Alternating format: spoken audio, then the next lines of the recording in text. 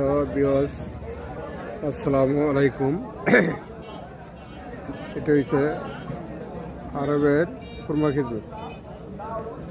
এটার কোন ক্ষমতা হলো সাধারণ দুর্বলতা আর শারীরিক দুর্বলতা, যাদের বীর্যটা পানির মধ্যে পাতলা হয়ে গেছে গা, এমনি জুড়ে যারা বলেন যে আমি আমার স্ত্রীর কাছে গেলে লজ্জা পাই বা অক্ষম, অল্প টাইমেই বীর্যপাত হয়ে যায়, অল্প টাইমেই বীর্যপাত হয়, তাদের জন্য এই হালুয়াটা আপনারা যার দরকার আসেন কয়রা বাজারে এসে নিয়ে যান।